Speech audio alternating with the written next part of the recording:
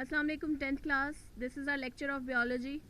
Today we are on very important topics. Of course, we have discussed about central nervous system and peripheral nervous system.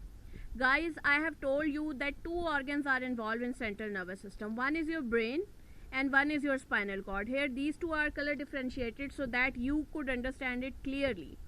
For central nervous system, only two organs are responsible, which are brain and your spinal cord. This is your spinal cord. And for peripheral nervous system, there is a network of nerves. You can see it in yellow and purple color. There is a network of nerves which is situated in all of your body, throughout your body, to every part, to every corner, to every inch.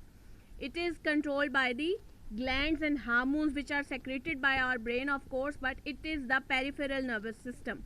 Alright guys, for central nervous system there are two organs, brain and spinal cord, and for peripheral nervous system there are nerves. We have discussed nerves earlier, the types of nerves and everything related to that. Today we are going to read about our brain.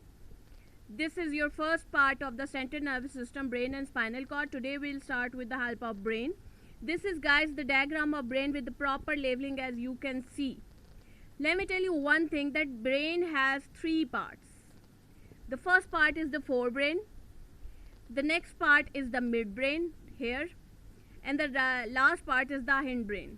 It is the forebrain, the upper part, the front part, it is the midbrain, the center part, and it is the hindbrain, the end part, the posterior part or the back part. Alright guys, starting with the forebrain is divided into three main parts. Look into these parts.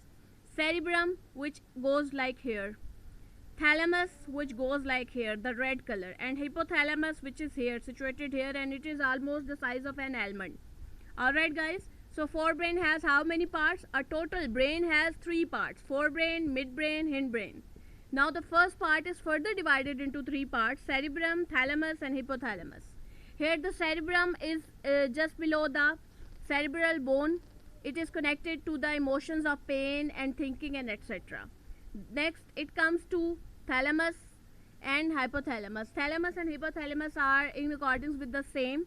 One is just below the right, you can see the hypothalamus is below the thalamus.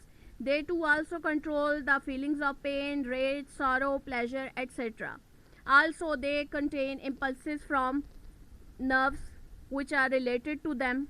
Alright guys, so there are these three parts which we have discussed today. We will discuss the midbrain and hindbrain later on, so that you cannot just mix it up.